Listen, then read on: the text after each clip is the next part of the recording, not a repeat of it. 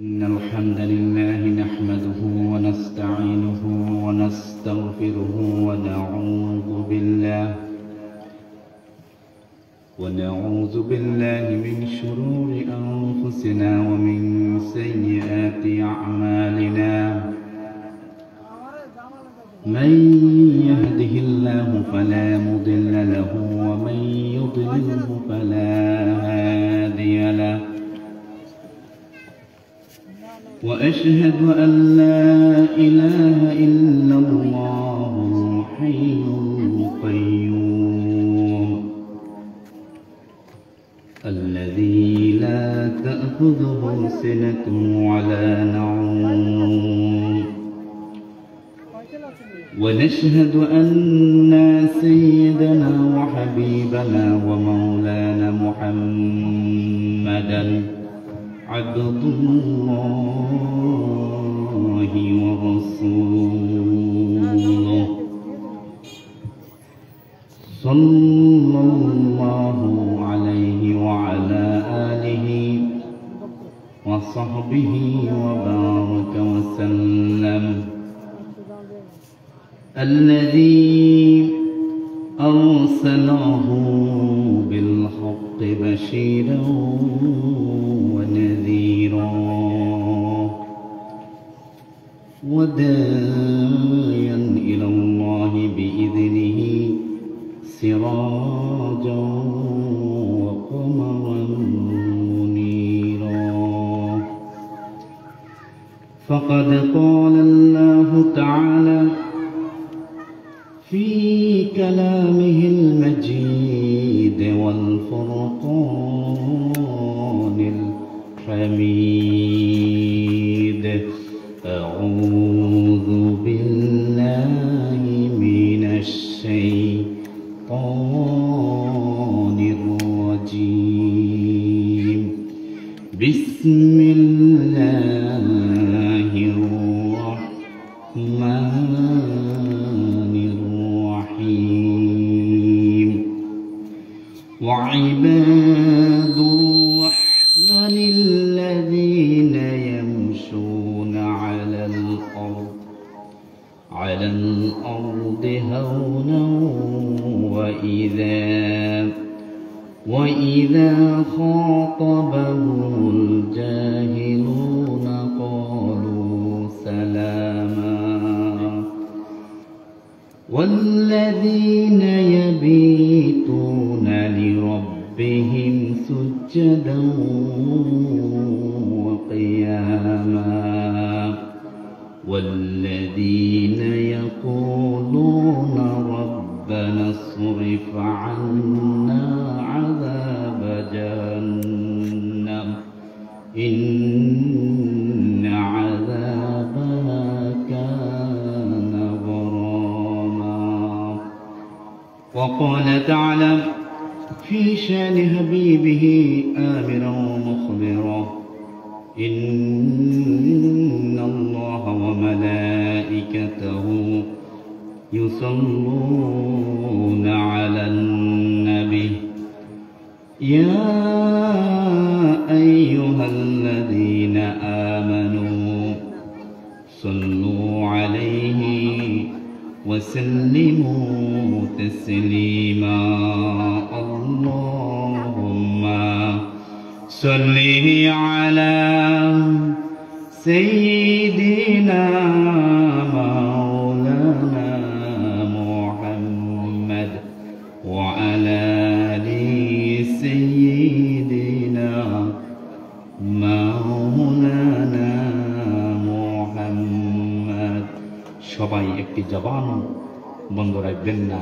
নবী করিম সাল্লাল্লাহু আলাইহি ওয়াসাল্লামের প্রতি মন খুলে, প্রাণ খুলে, জবান খুলে সবাই আবার পড়ে আল্লাহুম্মা সাল্লি আলা মাওলানা মুহাম্মাদ ওয়া আলা আলি সাইয়্যিদিনা মাওলানা মুহাম্মাদ। অষ্টম মিসালে সওয়াব ওয়াজ দুয়ার মাহফিল। অদ্য মাহফিলের মধ্যমণি সম্মানিত সভাপতি সাহেব জনাব মোহাম্মদ আব্দুল আজিজ সাহেব, আজকের এই মাহফিলের প্রধান আকর্ষণ, প্রধান বক্তা অধ্যাপক ডক্টর মোহাম্মদ ফয়জুল হক সাহেব এবং আজকের মাহফিলের বিশেষ বক্তা মাওলানা আবু হানিফ আনোয়ারিফ সাহেব, মঞ্চদুরিষ্ঠ ওলামাই কেরাম, আমার সামনেদুরিষ্ঠ মুরব্বিনে কেরাম, যুবক তরুণ ভাইয়েরা, ছোট কিশোর ও ছোট সোনামণিরা, পর্দা আড়ালের সম্মানিতা মা ও বোনেরা, সকলের প্রতি রইল আমার অন্তরস্থল থেকে আন্তরিক মোবারক। আমরা সবাই সর্বপ্রথম রব্বে করিম আল্লাহ সুবহানাহু ওয়া তাআলার গুণ কীর্তন করব। যে রব্বে করিম আল্লাহ সুবহানাহু ওয়া তাআলা পৃথিবীর বিভিন্ন ব্যস্ততা থেকে, দুনিয়াবি সমস্ত প্রকার ফিতনা থেকে, দোকানপাট সহ অন্যান্য দুনিয়াবি কাজ থেকে, হসপিটালের বেড থেকে, দুনিয়ার কর্মজীবনের ব্যস্ততা থেকে আল্লাহর জান্নাতে আসার বসার তৌফিক দীক্ষা দিয়েছেন।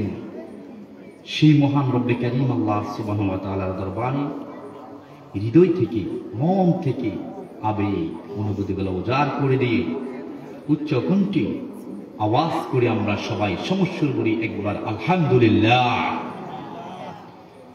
অসংখ্য গণিত দারুদ ও সালাম সৈয়দুস সাকালাইন খাতামুন নবিয়্যিন ওয়াল মুরসালিন আফতাবে নবুওয়া শাহিন শাহ রিসালাত হাবিবে আকরাম নূরে মুদাসসাম নূরুন আলা নূর سيدنا حبيبنا شفيعنا مولانا محمد أحمد مصطفى صلى الله عليه وسلم। মুহাদ্দিস মুহতারাম, আমরা এলাকার সন্তান, অতএব আমরা দীর্ঘ আলোচনা করব না, আমাদের মেহমানগণ এসে গিয়েছেন। এই জন্য যারা এখনো রাস্তাঘাটে দোকানপাটে আমরা আছি, দ্রুত আমাদের এই মাহফিলের মজলিসে এসে মাহফিলের সৌন্দর্য রক্ষা করার জন্য চেষ্টা করব এবং আমিও দ্রুত বিদায় নেব আপনাদের থেকে। তার পূর্বে পবিত্র কালামুল্লাহ শরীফ থেকে আমি সূরাতুল ফুরকানের শেষের দিকে কয়েকটা আয়াত তেলাওয়াত করছি। সংক্ষিপ্তভাবে এই আয়াতগুলোর অনুবাদ এবং তার প্রসঙ্গে কিছু হাদিস বিজ্ঞ ইসলামিক স্কলারদের মতামত তুলে ধরার চেষ্টা করব। আল্লাহ সুবহানাহু ওয়া তাআলা যেন আমাকে সেই তৌফিক দান করি। সবাই বলি আল্লাহুম্মা আমিন। সর্বপ্রথম আল্লাহ রব্বুল আলামিন আয়াতের ভিতরে বলেন ওয়া ইবাদুর রহমান, রহমানের বান্দা। রহমানের বান্দা কারা? আল্লাহ তাআলা সূরাতুল ফুরকানের শেষে এই রহমানের বান্দাদের 12টি গুণাবলী তিনি এখানে বর্ণনা করলেন। এই 12টি গুণ যে বান্দার ভিতরে থাকবে সে হচ্ছে প্রকৃতপক্ষে রহমানের বান্দা, আল্লাহর প্রিয় বান্দা। ওয়া ইবাদুর রহমান, তিনি রহমানকে, রহমান এই সম্পর্কে যদি আমরা জানতে চাই পবিত্র কালামুল্লাহ শরীফ থেকে আল্লাহ সুবহানাহু ওয়া তাআলা তার পরিচয় দিয়ে দিবেন। আল্লাহ পাক রব্বুল আলামিন পবিত্র কালামুল্লাহ শরীফ অন্যত্র বলেন আর-রহমানু আল্লামাল কুরআন খালাকাল ইনসানা আল্লামাহুল বায়ান।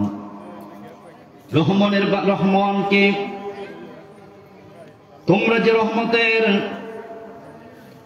রহমানের গোলাম করা, সেই রহমানকে আগে চেনো। রহমানকে, রহমান হল তিনি আল রহমান আল্লামাল কুরআন খালাকাল ইনসান আল্লামাল কুরআন।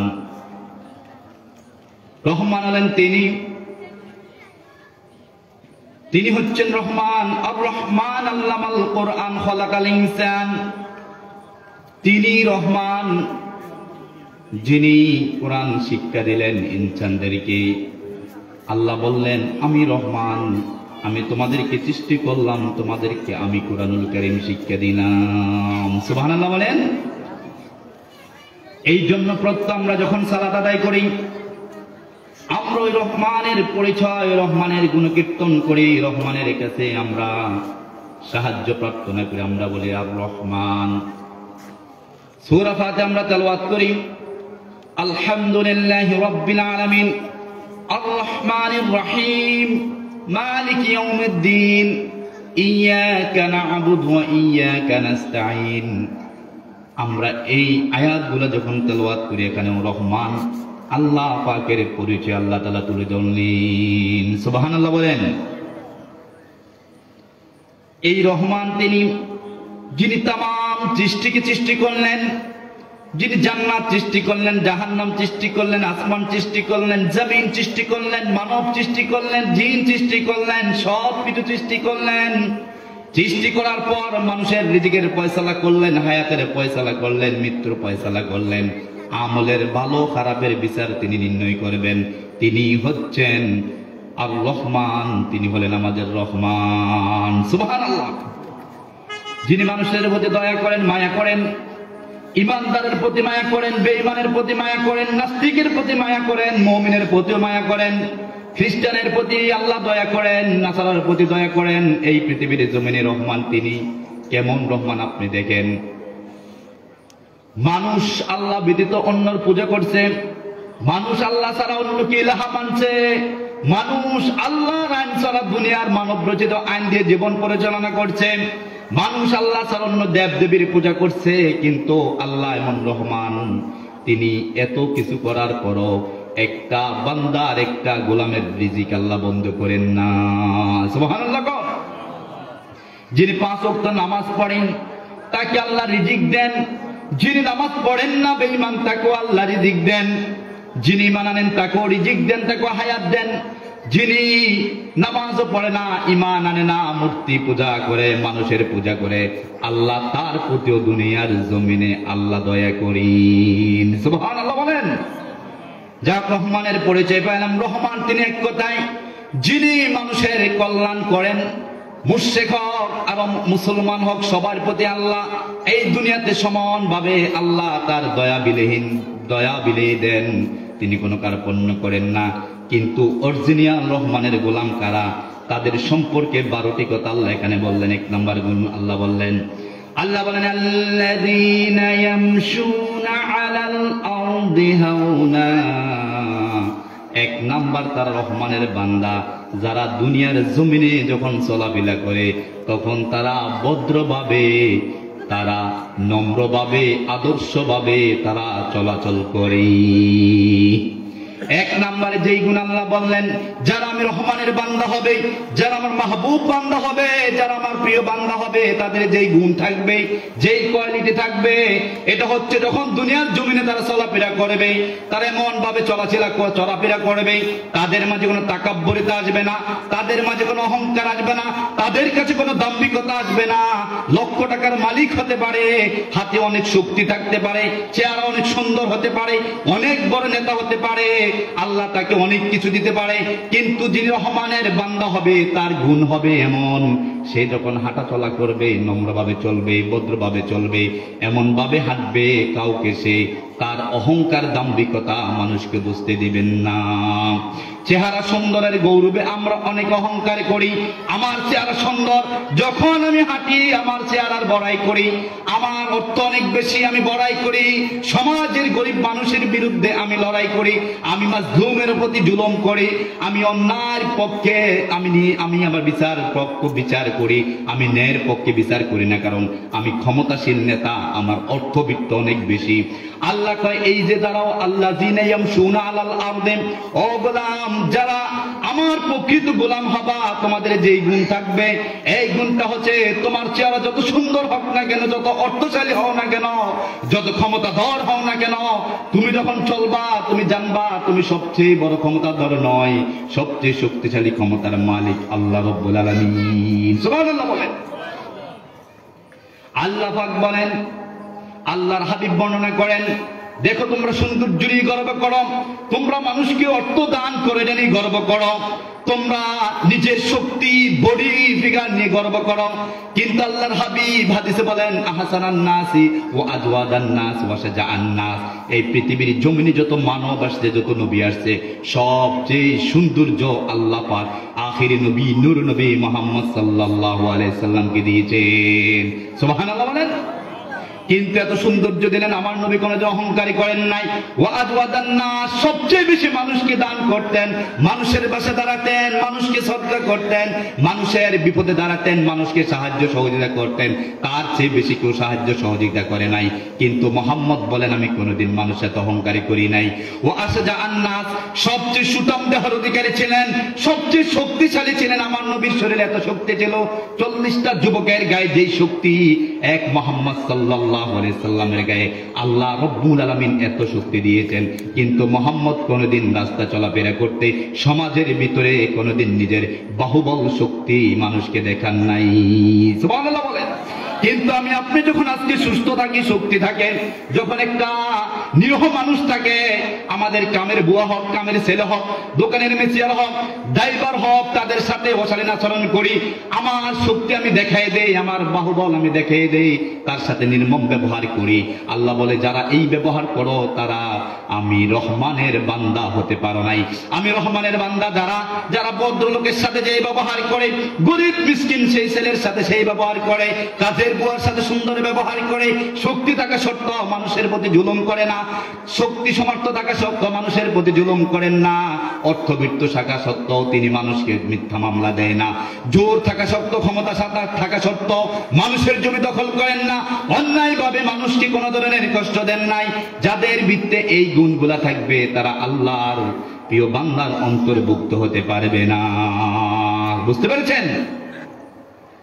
হযরত ওমর রাদিয়াল্লাহু তাআলা আনহু বলেন, একদিন এক যুবক হাঁটতেছে, এমন ভাবে হাঁটে যেন সে মারা যাবে, জীর্ণ শীর্ণ ভাবে ঢেলে দুলে হাঁটে। ওমর বলল তুমি কি অসুস্থ? ওই যুবক বলল না হুজুর আমি অসুস্থ না। ওমর বলল তুমি অসুস্থ যদি না হয় তাহলে তো এত দুর্বলের মতো তুমি কেন হাঁটো? ওমর চাবুক নিলেন, বললেন এইভাবে হাঁটবা না, তুমি যদি সুস্থ থাকো তোমার হাঁটার কোয়ালিটি মধ্যম পন্থায়, না তুমি অতি দ্রুত বেগে হাঁটবা, না তুমি ধীরে ধীরে অসুস্থ ব্যক্তির মতন হাঁটবা। তোমার হাঁটা হাঁটা হবে, স্বাভাবিক হাঁটা থাকতে হবে, তোমার হাঁটার ভিতরে কোনো অহংকার থাকতে পারবে না, তোমার হাঁটার ভিতরে কোনো ধাম্বিকতা থাকতে পারবে না, অসুস্থ এমন দেখা যাবে না যাতে তোমার হাঁটা দেখে কাফের মুশরিক মনে করে মুসলমান যুবক সেই তার ভিতরে শক্তি আছে, মানে তেজস্বিতা আছে, এইভাবে সে হাঁটতে হবে। আল্লাহ রাসূল সাল্লাল্লাহু আলাইহি সাল্লাম যখন হাঁটতেন মনে হচ্ছে কেমন যেন তিনি উপর থেকে নিচে নামছেন, উঁচু পাহাড় থেকে যেন নিচে নামছেন, এইভাবে তিনি সমান রাস্তায় হাঁটতেন, নিচের দিকে মাথা দিয়ে তিনি হাঁটতেন, না অতি দ্রুত হাঁটতেন না অতি আস্তে হাঁটতেন। আজকে সমাজের ছেলে পোলাপান অনেক ব্যাধ হয়ে গিয়েছে। মুরব্বী মানুষরা সাইকেল, মোটর সাইকেল এমন ভাবে গিয়ার মারে, মোটর সাইকেল উঠলে আশেপাশে মানুষের বাচ্চা ঘুম থেকে উঠে যায়, মানুষগুলো ঘুমাতে পারে না, দোকানের মুরব্বী বসা থাকলে তাদেরকে কেয়ার করে না, এমন ভাবে গিয়ারটা বাড়ে, তারা চলাফেরা করে। আল্লাহ বলেন এমন চলাফেরা যুবক যদি তুমি করো তাহলে আমি রহমানের বান্দার গুণ অর্জন করতে পারবা না। বুঝতে পারছেন? তাহলে তোমাদের চলাফেরা হবে স্বাভাবিক, ভদ্র হবে, নম্র হবে, এইভাবে চলাফেরা করতে হবে। এক নাম্বার এই গুণটা বললাম। দ্বিতীয় নাম্বার আল্লাহ পাক রব্বুল আলামিন বলে তারপরে আমার রহমানের বান্দাদের যে গুণ থাকবে, ওয়াইযা খাতাবাহুমুল জাহিলুনা ক্বালু সালামা। দুই নাম্বার আমার মাহবুব বান্দাদের যে গুণ থাকবে, দুই নাম্বার আমার প্রিয় বান্দাদের যে গুণ থাকবে চরিত্রের ভিতরে, তা হচ্ছে যখন মূর্খ লোকেরা, যখন জাহেলরা তোমাকে কষ্ট দিবে, তোমাকে বকাঝকা দেবে, তোমাকে গালি দিবে, তোমাকে উস্কানিমূলক কথা বলবে, কিন্তু আমার মুমিন বান্দা যারা হবে, আমার রহমত বান্দা যারা হবে, আমার গোলাম যারা হবে, তারা বলবে কলু সালামা, শান্তি আর শান্তি। কিন্তু দেখা যাচ্ছে আমরা এই আয়াতগুলো আমল করছি না। আমাকে একজন কটু কথা বলছে, সাথে সাথে আমি তাকে কথাবার ব্যাক ফিট দিচ্ছি, এই বলে ঝগড়া শুরু হয়ে যাচ্ছে। অনেকের পাওয়ার আছে, আমি মোল্লা মুলবিরে যা ইচ্ছা তা বলতে আছে, পিছনে বলে সামনে বলে, আছে কিনা কথা বলেন, আছে কিনা? এমন আছে কিনা হুজুরের সারাক্ষণ সমালোচনা করে, দেখলে টিটকেরি মারা শুরু করে, আর মসজিদটারে নিজের বাপের সম্পত্তি মনে করে। 5 ওয়াক্ত নামাজে মুয়াজ্জিনরা 10 বার দমকায়, ইমাম সাহেব 5 বার দমকায়। বেশি কথা বলে মসজিদটায় বাইরে যাও, এই চাকরির তো কোনো গ্যারান্টি নাই যে তো ইমামতি এমন এক কাম দেশের চাকরি করে, যার নাই অনুভূতি সে করে ইমামতি। এই ইমাম সাহেবদের প্রতি মুয়াজ্জিনের প্রতি নির্মম নির্যাতন চালায়। আল্লাহ কয়, ইমাম মুয়াজ্জিন তোরা শুনি রাখ, ওয়া ইযা খাতাবাহুমুল জাহিলুন, একদল জাহেল থাকবে, ওই জাহেলগুলা তোদের ভুল ধরবে, মুমিনের ভুল ধরবে, কটু কথা বলবে, তোকে অশ্লীল ভাষায় গালি দিবে। কিন্তু তুমি মুমিন ব্যক্তি যেই কাজটা করবা, তুমি বলবা ক্বালু সালামা, ভাই আপনার প্রতি আল্লাহর শান্তি বর্ষিত হোক, অর্থাৎ সুন্দর কথা দিয়ে তার সাথে মিটমাট করে ফেলবা। তার সাথে লাউডলি তুমি যাবা না, তার মতন মূর্খ আচরণ করবে না, তার সাথে তুমি ঝগড়া বিবাদে লিপ্ত হবে না। তার মানে হলো মুমিনের দ্বিতীয় নাম্বার গুণ, যখন ফিতনাবাজরা আপনার বিরুদ্ধে আচরণ করবে, আপনি তাদেরকে বুঝিয়ে দিবেন। জাহেল, তাফসীর স্কলাররা বলেন এই জাহেল মানে শুধু অক্ষরহীন যারা, তাদেরকে বুঝান নাই। এই জাহেল বলতে এমন হতে পারে এমএ ডিগ্রি আছে, মাস্টার্স ডিগ্রি কমপ্লিট হতে পারে, এত ডিগ্রি অর্জন করা সত্ত্বেও তারপরও দেখবেন তারা সমাজের ভিতরে মাজলুম মানুষের বিরুদ্ধে কটু কথা বলে, তারা মানুষদের সাথে খারাপ আচরণ করে, যেমন তেমন ইচ্ছা যা আসে মুখে দিয়ে তাই বলা শুরু করে দেয়। আমি প্রফেসর মানুষ, আমি বিসিএস ক্যাডার মানুষ, আমি জেলা প্রশাসক, আমি ডিএজি আইজি, আমার অনেক পাওয়া, আমি অমুক সমক, যা ইচ্ছা মুখে দিয়ে আসে তা মানুষকে অশ্লীল ভাষায় কথা বলে। মুয়াজ্জিনের সাথে, ইমামের সাথে, সাধারণ মুসলমানের সাথে, পাড়া প্রতিবেশীর সাথে যেমনি কথা বলে, তার ক্ষমতা সে দেখায় দিচ্ছে, আমার পাওয়ার আছে, আমার ক্ষমতা আছে, আমি বলবো। আল্লাহ কয় যারা মুমিন বান্দা, এই জাহেলরা যখন তোমাকে গালিগালাজ করবো, তোমাকে ধাক্কা দিবে, তোমার বিরুদ্ধে আচরণ করবে, তোমরা তখন বলবে ক্বালু সালামা, তোমরা বলবে তোমার প্রতি আল্লাহ শান্তি বর্ষিত হোক। অর্থাৎ সালাম দিয়ে চলে আসবেন না, তাদেরকে সুন্দর ভাষায় আপনি বুঝিয়ে দিবেন, ভাই আমি ঝগড়া করতে চাই না, আমি তোমাদের বিরুদ্ধে কোনো কথা বলতে চাই না। এইভাবে জাহেলদেরকে তারা কি করবে, জাহেলদের বিরুদ্ধে তোমরা সুন্দরভাবে তাদেরকে বুঝিয়ে তাদের থেকে তোমরা বিদায় নেবে। এই হচ্ছে 2 নাম্বার গুণ। কিন্তু দেখেন আমরা যারা মূর্খ, শিক্ষিত মূর্খ হয়, আবার যারা জ্ঞান নাই তারাও মূর্খ হয়। তারা যখন আলেমদের সাথে কথা বলে অথবা কোনো শিক্ষিত পার্সনের সাথে কথা বলে, দেখে ওই লোকটা তেমন লাউডলি কথা বলে না, তারে দমকায়, তারে মারতে যায়। কিন্তু আল্লাহ বলে যারা মুমিন তারা তখন বলবো ক্বালু সালামা। ইচ্ছা করলে ইমাম সাহেব কিন্তু প্রতিবাদ করতে পারে, ইচ্ছা করলে ইমাম সাহেব কুস্তি করতে পারে, থাপ্পড় দিতে পারে, ঘুষিও মারতে পারে, তারও আল্লাহ হাত দিছে, পাও দিছে। কিন্তু কেন আলেমরা মারেন না? কারণ হচ্ছে আলেমরাই আয়াতগুলা পড়েন। আল্লাহ তো আগে জানে যে তুমি যখন আলেম হবা, ইমানদার হবা, তখন তোমাকে জাহেলরা কটু কথা বলবে, কিন্তু তুমি বলে আসবে ক্বালু সালামা। সময় সংক্ষিপ্ত, তারপরে আমি বললাম 3 নাম্বার গুণ। আল্লাহ বলেন ওয়াল্লাযীনা ইয়াবিতুনা লিরাব্বিহিম সুজদান ওয়া কিয়ামা। রব্বে কারীম তারপরে বলে আমার মুমিন বান্দা যারা হবে, যারা নেককার বান্দা হবে, যারা আমার ঈমানদার বান্দা হবে, যারা আমার প্রিয় বান্দা হবে, রহমানের গোলাম যারা হবে, তাদের 3 নাম্বার গুণ কি মুমিন? শুনে রাখো। 3 নাম্বার গুণ হলো যারা মুমিন বান্দা হবে, আল্লাহর প্রিয় বান্দা হবে, ওয়াল্লাযীনা ইয়াবিতুনা লিরাব্বিহিম, তারা তাদের প্রতিপালকের জন্য রাত্রি যাপন করবে। কিভাবে রাত্রি যাপন করবে? সুজদান ওয়া কিয়ামা, সেজদারত অবস্থায় তারা রাত্রবেলা পার করবে এবং দ্বন্দ্বয়মান অবস্থায় তারা রাত্র যাপন করবে। তারা সারা রাত্র, শীতের রাত্র কম্বলের নিচে শুয়ে শুয়ে আরামটাকে হারাম করে দেবে। এই আরামের ঘুম আমার মুমিন বান্দা যাইব না। 3 নাম্বার গুণ কি? মুমিন বান্দা যারা হবে তাদের গুণ থাকবে তারা রাত্রেবেলা কিয়াম এবং সেজদা করবে, অর্থাৎ তাহাজ্জুদের নামাজ আদায় করবে। হাদিস শরীফে আসছে কোন ব্যক্তি যদি তাহাজ্জুদের নামাজ পড়ে, বিশেষ করে এশার নামাজের পরে 2 রাকাত বা 4 রাকাত নামাজ পড়ে নেয়, তাহলে সে যেন অর্ধরাত্রি পর্যন্ত নফল নামাজের সওয়াব আল্লাহ তাআলা তার আমলনামায় দিয়ে দেয়। আবার কেউ যদি ফজরের আগে ওইটা আরো 2 রাকাত নামাজ পড়ে, আল্লাহ পাক রব্বুল আলামিন তাকে বাকি অর্ধরাত্রের নফল নামাজের সওয়াব রব্বে কারীম আল্লাহ তাআলা তার আমলনামায় দিয়ে দেয়। সবচেয়ে আল্লাহর সাথে রিলেশন করা, আল্লাহর সাথে সম্পর্ক করা সবচেয়ে আমল হচ্ছে তাহাজ্জুদের নামাজ। তাফসীরে বলছেন এই তাহাজ্জুদের নামাজটা হচ্ছে পূর্বেকার হক্কানি উলামায়ে কেরাম, সলফে সালিহিন, আউলিয়ায়ে কেরামদের আমল, সেটা হচ্ছে তাহাজ্জুদের নামাজ। এই তাহাজ্জুদের নামাজের মাধ্যমে আপনি নেককারদের অন্তর্ভুক্ত হতে পারবেন। তাহাজ্জুদের নামাজ আপনি আদায় করলে আপনি আল্লাহ তাআলা আপনার হায়াতে বরকত দান করবেন, আল্লাহ তাআলা রিজিকে বরকত দান করবেন, আল্লাহ তাআলা নেককারদের সাথে আপনার হাসর নসর করাবেন। আল্লাহ নবী সাল্লাল্লাহু আলাইহি ওয়াসাল্লাম সারা রাত্র নামাজ পড়তেন, সারা রাত এমন ভাবে নামাজ পড়তেন, এমন ভাবে কিয়ামুল লাইল করতেন। কিয়ামুল লাইল করতে করতে আল্লাহর হাবিব সাল্লাল্লাহু আলাইহি সাল্লাম এত বেশি লম্বা নামাজ পড়তেন, তেলাওয়াত করতেন। তারা যখন নামাজ পড়ে তেলাওয়াত করে, আল্লাহর নবী যখন তেলাওয়াত করতে বা নামাজ পড়তো, তার পা গুলা ফুলে যেত, এত বেশি আল্লাহর হাবিব সাল্লাল্লাহু আলাইহি সাল্লাম নামাজে দাঁড়িয়ে থাকতেন।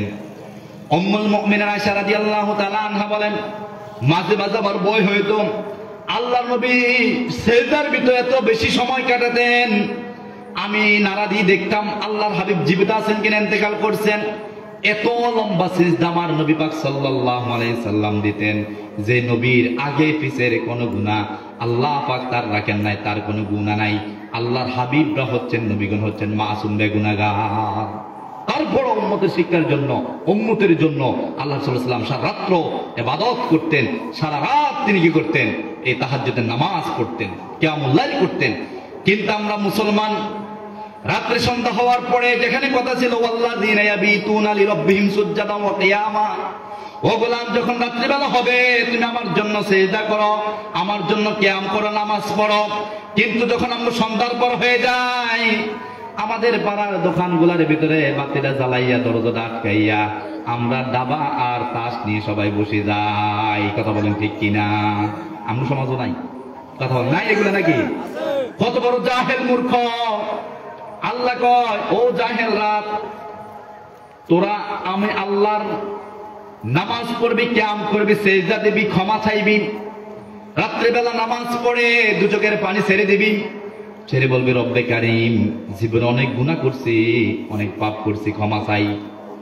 আপনি তো রহমান, আমি আপনার গোলাম, আমি এক গোলাম যদি আপনাকে রাত্রিবেলা সিজদা নাও দেই, আমি আপনার যদি রাত্রিবেলা শীতের ভিতরে না উঠে, আপনার হাজার গোলাম আছে তারা উঠবে, তারা আপনাকে সিজদা দিবে, আপনার অনেক প্রিয় বান্দা আছে আল্লাহ, কিন্তু আমার তো আপনি রব ব্যতীত আর কোনো প্রভু নাই। আছে কিনা কথা বলেন? আমাদের দ্বিতীয় কোনো প্রভু নাই, দ্বিতীয় কোনো রব নাই।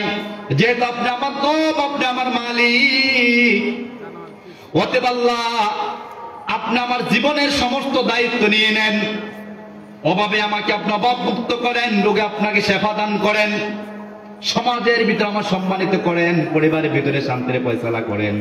আপনি আমার জীবনের পিছের গুনাহ মাফ করেন, সামনের গুনাহ মাফ করেন, আপনি আমার জন্য জাহান্নামের আগুনটা হারাম করে দেন। এইভাবে উচিত ছিল মুমিন মুসলমান আল্লাহর কাছে কান্নাকাটি করবেন। কিন্তু কত দুর্ভাগা হতভাগা আমরা আজকে হয়েছি। দোকানগুলোর ভিতরে এখন পর্যন্ত আপনি দেখেন, ওই দোকানগুলোতে মানুষগুলো বসে আছে, আল্লাহর কোরআনের বয়ান হচ্ছে, এখানে মানুষ নাই। প্রত্যহ সন্ধ্যার পরে তাস নিয়ে বসে যায়, এটা নিয়ে এক একজনে এটা নিয়ে জুয়ার আসর বসে যায়, এত লিটার হবে না, এত লিটার হবে, ওই জিনিসগুলা নিয়ে বসে রাতে 2টা 3টা হয়ে যায়। বিশ্বাস করো আল্লাহর বান্দা, যদি ওই মুহূর্তে তোমার মৃত্যু হয়ে যায়, ওয়া ইবাদুর রহমানের অন্তর্ভুক্ত তুমি হতে পারবে না। আর যদি তুমি ওয়া ইবাদুর রহমানের বান্দার ভিত্তি না হতে পারো, তোমার হাসরটা কঠিন হয়ে যাবে, তোমার মিজানটা কঠিন হয়ে যাবে, তোমার ফুলচরাটা কঠিন হয়ে যাবে, তোমার কবরের জিন্দেগি কঠিন হয়ে যাবে। যদি তোমার কবরের জিন্দেগি কঠিন হয়ে যায়, মৃত্যুটা কঠিন হয়ে যায়, ওই জায়গা বাঁচার তোমার সুযোগ নাই, সামনে আয়াত আসতে আছে, কেমন কঠিন হবে। তাহলে যারা আল্লাহর প্রিয় বান্দা, তারা রাত্রেবেলা কি করবেন? জেগে থাকবেন। বেশিক্ষণ তারা ঘুমাবেন না, বেশিক্ষণ তারা বিশ্রাম করবেন না, তারা রবের সাথে সম্পর্ক করবেন। আল্লাহ তো রাত্রেবেলায় চলে আসেন, প্রথম আসমান আসে, আল্লাহ প্রত্যেক বান্দাটাকে গোলাম, কে আছো রিজিক চাও, কে আছো ক্ষমা চাও, কে আছো জীবন চাও, কে আছো সন্তান চাও, কে আছো সম্পদ চাও। কেন তুমি বন্ড পীরের দরবারে দৌড়াও? সন্তানের জন্ম আছে না নাই? পীরের দরবারে মান্নত করে, বাবা আমারে সন্তান দাও, আমারে সন্তান দাও। বউ যায়, জামাইও যায়, আছে কিনা কথা বলেন? আছে নি? কিরম হাজার হাজার যদি কোন বন্ডব দরবারে আপনি যান, ওই গাছতলা আর বটতলায় যতই আপনি যান, রশি বাঁধেন আর ছাগল খাওয়ান, সব করে যদি তার কাছে আপনি যদি কোনো সন্তান চান, আপনি ঘরের ভিতরে মিল মোহাব্বত চান, কোনোদিন হবে না। আল্লাহ বলে সব থিওরি বাদ দাও, আমার থিওরি তোমরা মানো। আমার থিওরি ওয়াল্লাযীনা ইয়াবিতুনা লিরাব্বিহিম সুজদান ওয়া কিয়ামা। ওরে গোলাম, রাত্রেবেলা জেগে যাও, রাত্রেবেলা তুমি ঘুমাবে না, আমি আল্লাহর কাছে তোমরা সিজদাতে পড়ে যাও, লুটে যাও, তোমরা চোখের পানি ছেড়ে দাও, তোমরা কিয়ামে দাঁড়িয়ে যাও, শুধু কোরআন তেলাওয়াত করো। কোরআনটা হচ্ছে আমি আল্লাহর কথা। কার কথা? কথা বলেন, কার কথা? আল্লাহর কথা। এই জন্য একজন বিজ্ঞ মনীষী বলেছেন, যদি তোমরা আল্লাহকে দেখতে চাও তাহলে কোরআনটা খুলে নাও, যদি তোমরা তোমার রব আল্লাহর সাথে কথা বলতে চাও তাহলে কোরআন তেলাওয়াত শুরু করে দাও। সুবহানাল্লাহ বলেন। এই জন্য মুমিন মুসলমান উচিত ছিল সকালবেলা উঠে কি করার? সকালবেলা মা বোন বাবারা উচিত ছিল সকালবেলা উঠে সবাই শুরু করা উচিত ছিল, সবাই উচিত ছিল আউযু বিল্লাহ বিসমিল্লাহ পড়া, ঠিক কিনা? কথা বল, ঠিক কিনা? তারপরে পড়া উচিত ছিল ইয়াসিন ওয়াল কুরআনিল হাকীম ইন্নাকা আলা মুরসালিন। উচিত ছিল এভাবে কোরআন তেলাওয়াত করবেন, সকালবেলা উঠে মা কোরআন তেলাওয়াত করবেন। আর রহমান আল্লামাল কোরআন খলাকাল ইনসান। মা যখন এই তেলাওয়াত করবে, দুধের শিশু পাশে তাকে দেখবে। কথা বলেন, দেখবে কিনা? এই আওয়াজ শিশু শুনবে। গর্ভবতী মা যখন এই তেলাওয়াত করবে, সন্তান এটা আস্তে আস্তে তার ভিতরে ফেরেশতারা জানাই দিবে। ওই সন্তান যখন দুনিয়াতে আসবে, ওই সন্তান আল্লাহর ওলি হয়ে যাবে, ওই সন্তান বড় আলেম হয়ে যাবে, নেককার বান্দা হয়ে যাবে, ওয়া ইবাদুর রহমানের ভিতরে হয়ে যাবে। কিন্তু দেখা যাচ্ছে আমরা মায়েরা সকালবেলা তো বাদ দেন, রাত্রিবেলা ওয়াল্লাযীনা ইয়াবিতুনা, কিসের তারা রাত্রি যাপন করবে? সুজদান ওয়া কিয়ামা। তারা তো সারা রাত্র তাদের নজরবন্দি। ইউটিউব ফেসবুক আছে কিনা? কথা বলেন, আছে কিনা? নাই মনে হয়। আমাদের ভিডিও সব বালা নাকি? সব মহিলা আমাদের বালুয়ার বালা। এক মহিলা ইউটিউবও চালানা, ফেসবুকও চালানা, কোন ধরনের হিন্দি সিরিয়ালও চায় না, বাংলা নাটকও চায় না। চায় কিনা? কথা বলেন। ওই সন্তান আবার বালা কেমনে হইব? কথা বলেন। ওই সন্তান জন্মগ্রহণ করে বাপের বিরুদ্ধে মামলা দিবে না? দিব কেডা? মায়ের বিরুদ্ধে সে বিরুদ্ধাচরণ করবে না? করবে কে? যে মা সারাক্ষণ অশালীন সিনেমা দেখলো, অশালীন নাটক দেখলো, তার ঘর থেকে আপনি আব্দুল কাদের জিলানী আপনি আশা করতে আছেন? এটা কোনোদিন সম্ভব নয়। আপনি মান্দার গাছ লাগালেন, আপনি আপেল খেতে চান, আম খাইতে চান।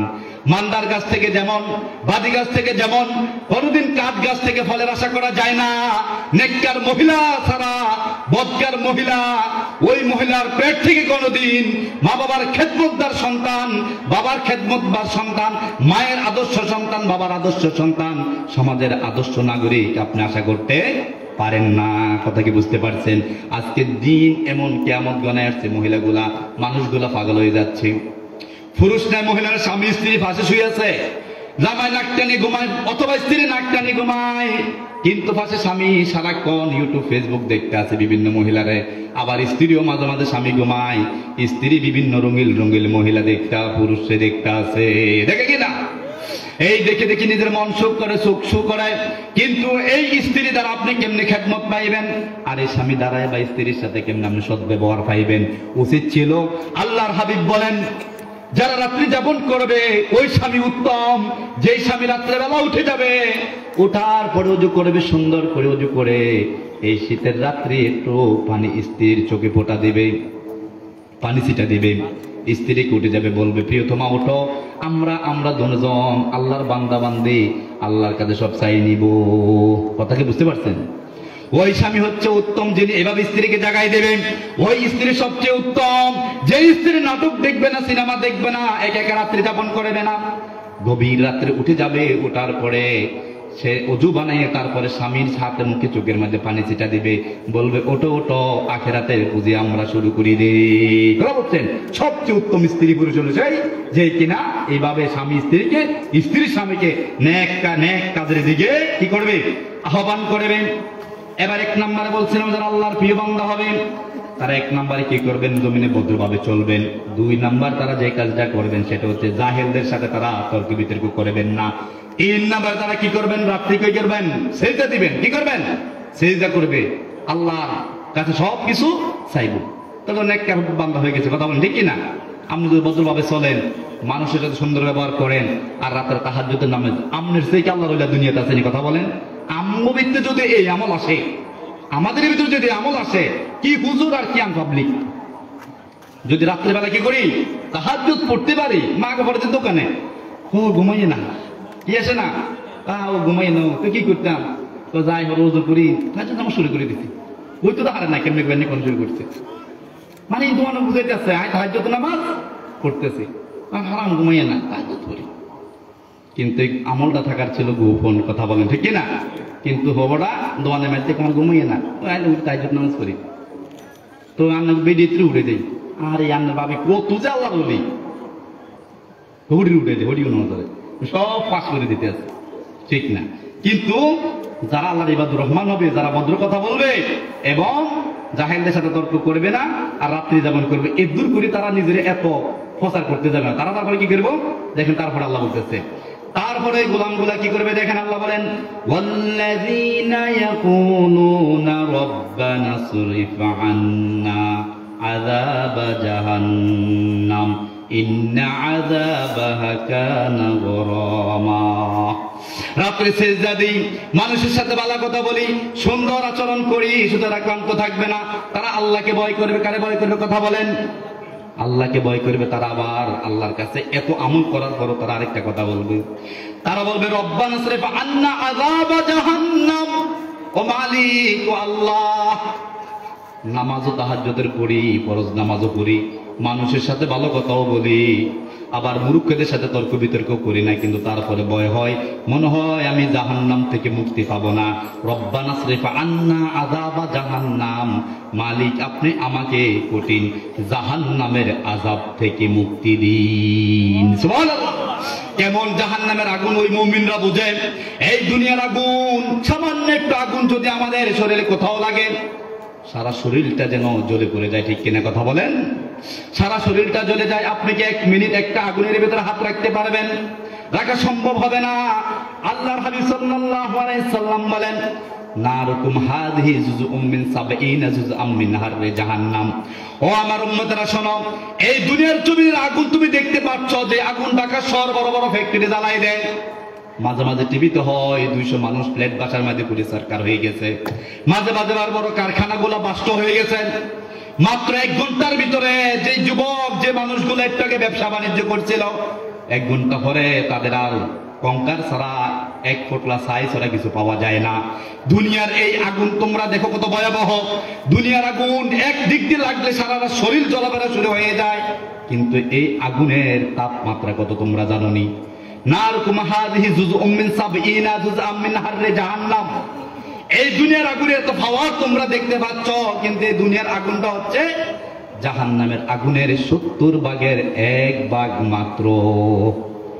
এই 1 ভাগ আগুন কারখানা জ্বালিয়ে দিচ্ছে, মানুষ পড়িয়ে দিচ্ছে, সব সরকার করে দিচ্ছে, কিন্তু যে জাহান্নামের আগুন দুনিয়ার আগুন থেকে আরো ৭০ গুণ বেশি হবে। এবার আপনি বুঝেন, ওই আগুন যখন আপনাকে দেওয়া হবে তখন আপনার অবস্থা কি হবে? এই জন্য যারা মুমিন, যারা ভদ্র, তারা বলে রব্বানা সরিফ আন্না আযাব জাহান্নাম, মালিক আমাদেরকে জাহান্নামের আগুন থেকে আপনি মুক্তি করুন। জাহান্নামের আগুনটা যদি কেনো আঙ্গুলে লাগে, ওই আঙ্গুলটা শুধু পড়বে না, সর্বপ্রথম কলিজাটা পুড়ে সারকার হয়ে সমস্ত পেট থেকে নারী বুড়োগুলো পায়খানা রাস্তা দিয়ে বের হয়ে যাবে। নাউজুবিল্লাহ বলেন। দুনিয়ার আগুন যেখানে পড়ে ওই জায়গাটা জ্বলাপোড়া করে, ওই জায়গাটা কত সৃষ্টি হয়, কিন্তু যারা জাহান্নামের আগুন, ওই আগুনটা লাগা মাত্র কলিজাটা পড়ে সারকার হয়ে যাবে। এত ভয়ঙ্কর আগুন, ৭০ গুণ বেশি। তাহলে ওই আগুনকে ভয় করতে হবে। ইবাদত গুলো করার পরে এই 5 ওয়াক্ত নামাজ পড়ে আল্লাহ বলি সাজি ভালো ব্যবহার করি, রাত্রে তাহাজ্জুদ করি, মানুষের কাছে বলার কিছু নাই। সব সময় নিজেকে ছোট ভাবতে হবে এবং নিজের অহংকার দাম্ভিকতা প্রকাশ করা যাবে না। আল্লাহ হাবিব সাল্লাল্লাহু আলাইহি সাল্লাম বলেন আনা আকরামুল আউয়ালিন ওয়াল আখিরিন ওয়ালা ফাখর। আমি মুহাম্মদ মুস্তাফা সাল্লাল্লাহু আলাইহি সাল্লাম পৃথিবীর সূচনা লগ্ন থেকে পৃথিবীর শেষ পর্যন্ত, কিয়ামত পর্যন্ত সবচেয়ে সম্মানিত মানুষ, সবচেয়ে সম্মানিত ব্যক্তি, সবচেয়ে সম্মানিত রাসূল। কিন্তু আমি মুহাম্মদ সাল্লাল্লাহু আলাইহি সাল্লাম কখনোই ওয়ালা ফাখর, আমি কখনো অহংকার করি না, এই নিয়ে আমি কখনো গর্ব করি না। কিন্তু আমরা আজকে একটা পদ পদবি পেলে আমাদের অবস্থা কি যে ভয়ঙ্কর হয় সেটা বলা যায় না। আমরা নিজেদেরকে বড় করার জন্য ভয়ঙ্কর ভাবে আমরা আজকে মানুষের সামনে উপস্থাপন করছি, হাওয়াত দেখাচ্ছি। এই কাজগুলো করা যাবে না, আল্লাহ নবী করেন না। তিনি সমস্ত আদম সন্তানদের সাইয়েদ, আউয়াল শাফিন ও আউয়াল মুশাফফিন, সর্বপ্রথম কিয়ামতের ময়দানে কোন নবী রাসূল কোন মানুষ শাফাত করার সাহস করবেন না। সেই দিন সর্বপ্রথম সেই কিয়ামতের ময়দানে বিশ্বনবী নূর নবী মুহাম্মদ সাল্লাল্লাহু আলাইহি সাল্লাম সবার আগে শাফাত করবে এবং সবার আগে তার শাফাত গ্রহণ করা হবে। তারপর আল্লাহর হাবিব কিন্তু এমন নবী, তিনি কখনো অহংকার দাম্ভিকতা প্রকাশ করেন না। শেষ কথাটা বলে যাচ্ছি, অনেকগুলো এখানে 12টা পয়েন্ট আছে, মাত্র 3টা বলছি।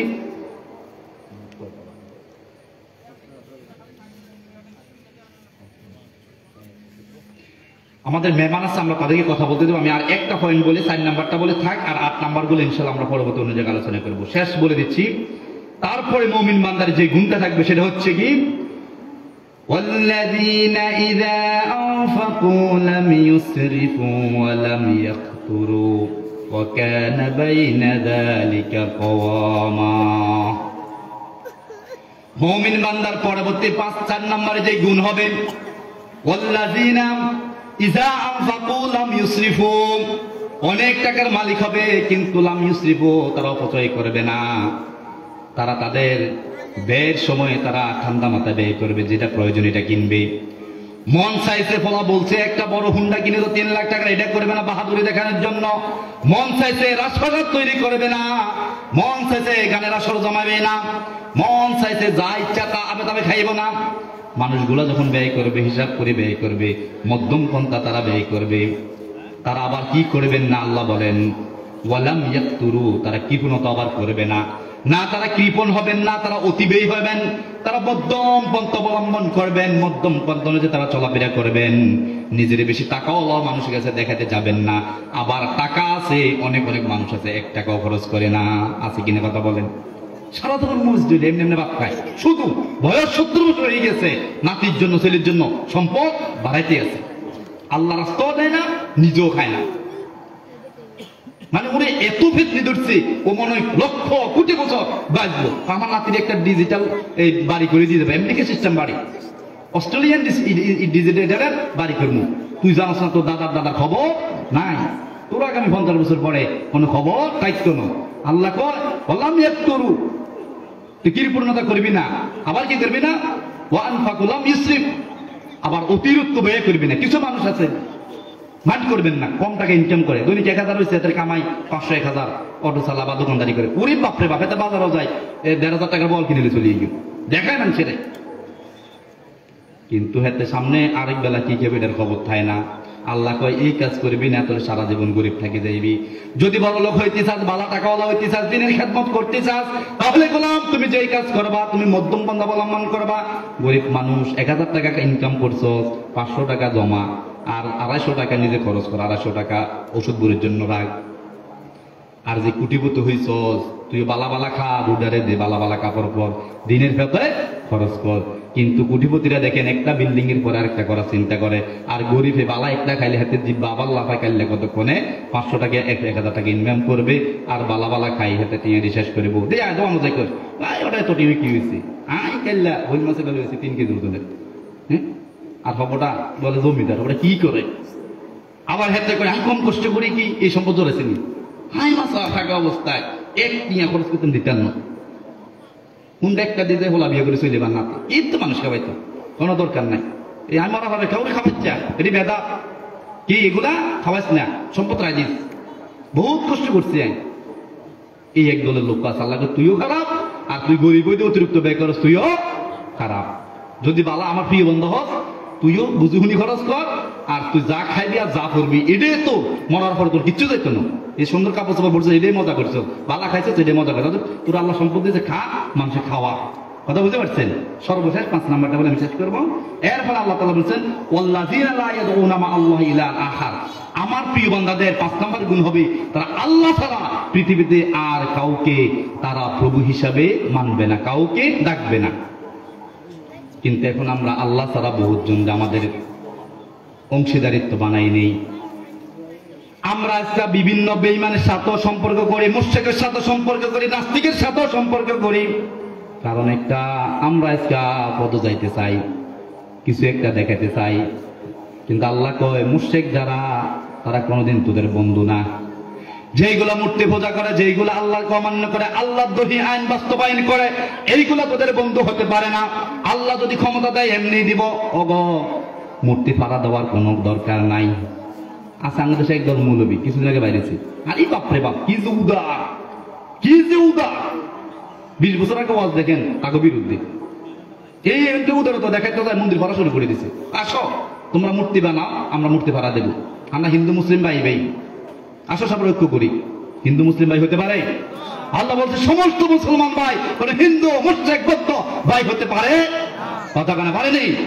যদি ভাই হইতো, গতকালকের ঘটনা দেখেন আপনি, এই যে আমাদের দেশে একটা জঙ্গি সংগঠন আছে, সন্ত্রাসী সংগঠন আছে, এটার নাম ইসকন। এটার নাম কি? ইসকন। ওই ইসকন গুলা কালকে আমার এক মুসলমান বাইরে, আমি সকালবেলা নিউজে দেখলাম, এক আইনজীবী ভাই বলতে আছে চট্টগ্রামে ওই গরু ছাগল রে এমনি মানুষ কোবায় না, জীবন্ত একজন মুসলমানের সন্তানকে, আমার ভাই সাইফুল ইসলামকে গতকালকে গরুকে যেমনি মানুষ চান্দা দিয়ে কোবায়, ওই ইসকনের নাস্তিকরা, ওই মুশরিকরা একজন মুসলমান ভাইকে এভাবে কালকে কোবাইছে, শহীদ করে দিয়েছে। আপনি কাল লোক ঐক্য করতেন যান, কথা বলেন। 2 দিন আগে আপনারা মূর্তি ফাড়া দিচ্ছেন। সব নবী আলাইহিস সালাম ছিলেন মূর্তির বিপক্ষে, কথা বলেন কার বিপক্ষে? সব নবী আলাইহিস সালাম মূর্তি ভাঙছেন, আর আমি আপনি মূর্তি ফাড়া দিতে যাচ্ছি। কোন প্রয়োজন নজর সাথে আমাদের ঐক্য হবে না? হতে পারে? যদি হইতো তাহলে আমার ভাইকে কালকে হত্যা করতে পারতো না। আল্লাহ যেন সাইফুল ইসলাম ভাইকে জান্নাত দান করেন, সবাই বলে আমিন। উদার হওয়া যাবে, ইসলামের রাজ কায়েম করতে হবে, তাতে দ্বিমত কোন মুসলমানের থাকতে পারে না। এই বাংলার জমিন ইসলামের জমিন, শাহজালালের জমিন, খান জাহানের জমিন, শাহদেসালের জমিন, শাহ আবু সালেহ রহমতুল্লাহ আলাইহির জমিন, এই জমিন জোধপুরের জমিন, এই জমিন ফুরফুরার জমিন, সমস্ত আউলিয়া কেরামের জমিন। এই শাহজালাল আমির রহমতুল্লাহ আলাইহি ঘর গোবিন্দকে ভেঙে দিয়েছেন, দ্বীন ও ইসলামকে কায়েম করেছেন। আমরাও তাদের উত্তরসূরি হিসাবে বাংলার জমিনে কোরআনের রাজ, কোরআনের আইন বাস্তবায়ন করব ইনশাআল্লাহ। সবাই রাজি আছেন? কি কথা বলেন? মুসলমান এই জন্য আমরা ঐক্য করব। আমার মাসলাক আলাদা হতে পারে, আমি কিয়াম করতে পারি, আপনি কিয়ামের বিরুদ্ধে হতে পারেন, এটা অন্য বিষয়। আপনি নবীকে নূর মানবেন, আমি মাটি মানবেন, অন্য বিষয়। আপনি নবীকে মানুষ মানেন, আর আরেকজন নবীকে নূর মানব, এই কোনো বিষয় নয়। নবী গায়েব জানকে জানেন না, এইটা কোনো ফ্যাক্টর নয়। আমার পীরের অনুসরণ করছি আর আপনি আমিরের অনুসরণ করছেন, এইটা কোনো বিষয় হতে পারে না। সব ভেদাভেদ এগুলা বলে গিয়ে মুসলমান আউলিয়া কেরাম, পীর এবং দলগুলো ইসলামিক সবাই ঐক্যবদ্ধভাবে বর্তমান সুবর্ণ সুযোগকে কাজে লাগিয়ে ইসলামের রাজ কায়েম করার জন্য সবাই আমরা ঐক্যবদ্ধ হতে চাই। ঠিক কি কথা বলেন? কিন্তু কোন কাফের মুশরিকদের সাথে আমরা ভাই বলে আমাদের বা আপনাদের সংগঠনের অন্তর্ভুক্ত করতে পারি না। পারা যাবে? পারা যাবে না। কারণ যদি হয়তো কালকে একটা মায়ের সন্তানকে এইভাবে সন্ত্রাসীগুলা, এই যে মুশরিকগুলা আমার ভাইকে পশুর মতো রক্তাক্ত করে হত্যা করতে পারত, যদি তাদের বিন্দু পরিমাণ বিভাগ থাকতো, তারা যদি পশুত্ব না থাকতো, যদি হিউম্যানিটি থাকতো, তাহলে গতকালকে তারা চিন্তা করত। এই আলেমগুলা আমাদের মন্দিরে গিয়েছিলেন, আমাদের সমবেদনা জানিয়েছিলেন, রাত্রেবেলা ঘুম যায় নাই, সরকার পতন হয়ে গিয়েছে, তারপরে আমার ভাইয়েরা গিয়ে আমাদের মন্দিরগুলো পাহারা দিয়েছে। ঠিক এমন একটা ভাইকে, তার অপর ভাই মুসলমানকে আমরা হত্যা করতে পারি না। অতএব যারা ইসলামিক দল আছেন, ইসলামী দল করবেন, আমার কোনো আপত্তি নাই। কিন্তু নাস্তিক মুরতাদ মুশরিকদের সাথে আমাদের ঐক্য, তাদেরকে সাহায্য করা, সহযোগিতা করা, এটাদের আমাদের ইমানের কোনো দাবি হতে পারে না। যখন ক্ষমতা আসবেন তখন এটা দেখা যাবে আপনারা তাদের নিরাপত্তা কি করতে হবে আর তাদের কি শর্ত আছে সেটা তখন হবে। আগেই আমরা অতিরঞ্জিত লাভ দেবেন না, বস্তার কালার দেখে লাভ দেওয়ার চেষ্টা করবেন না। ভাইরা বাবারা, আমার এলাকার সন্তান, আমার শ্রদ্ধেয় বড় ভাই চলে আসছেন, উনি আলোচনা করবেন। মনোমুগ্ধ আলোচনা, সবাই বসেন। আর প্রিয় গ্রামবাসী যারা দূর দূরান্ত আছেন আপনারা চলে আসুন। আমি যা কথা বললাম সঠিক কথা বলাও আপনাদের অন্তর্জা আল্লাহ এই জাতি দেয়, এই জন্য সবাই আল্লাহুম্মা আমিন। ভুলগুলো যেন আল্লাহ তাআলা মাফ করে দেয়। ওমা তাওফিক ইল্লা বিল্লাহ। আসসালামু আলাইকুম। মাশাআল্লাহ।